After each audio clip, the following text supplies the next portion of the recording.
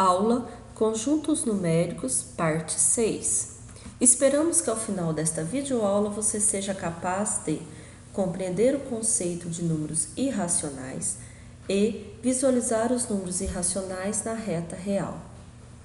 Iniciamos nossos estudos considerando a situação que nos leva ao surgimento dos números irracionais.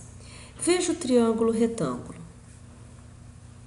Este triângulo possui os catetos com a mesma medida, 1 e 1.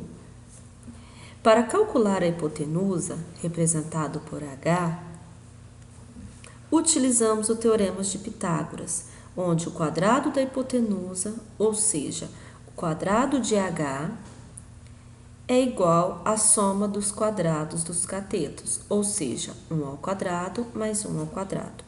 Desta forma, 1 ao quadrado é igual a 1. Portanto, h ao quadrado é igual a 1 mais 1. Assim, h ao quadrado é igual a 2. Resolvendo a equação, temos que h é igual a mais ou menos raiz de 2. E como consideramos para medidas valores positivos, portanto, h só poderá ser raiz de 2. O fato é que raiz de 2 é um número que não pode ser escrito na forma de uma fração. Números que não podem ser escritos na forma de fração são chamados de números irracionais. Veja que pelo próprio nome dizemos que, pelo sufixo i, os números não podem ser escritos na forma de uma razão, ou seja, de uma fração. Toda raiz que não tem um número exato é um número irracional. Alguns exemplos são raiz de 2. Veja que após a vírgula, os algarismos não obedecem nenhuma regularidade, diferente do que ocorre com as dízimas periódicas. O mesmo processo podemos perceber com raiz de 3 e raiz de 5. Não existem números que se repetem sucessivamente. Além das raízes, há outros números que também são considerados números irracionais. O número π, por exemplo, que é a razão entre o perímetro de uma circunferência pelo seu diâmetro, é um número que não é racional, ele é irracional, ou seja, não podemos obter sua forma fracionária.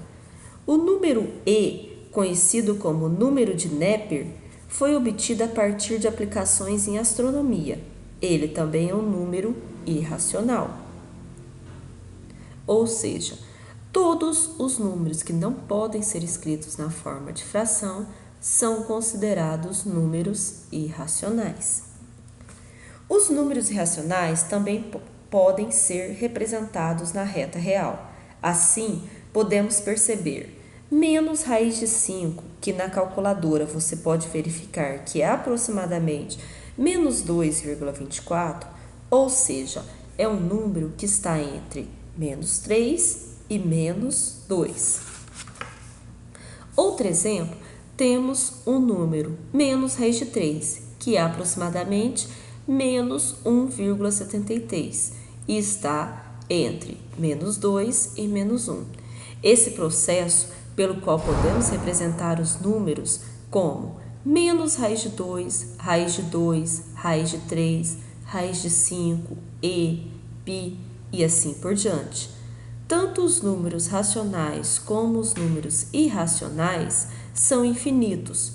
Podemos, por exemplo, encontrar entre menos 2 e menos 1 infinitos números racionais e irracionais. Chegamos ao final de mais uma videoaula. Bons estudos!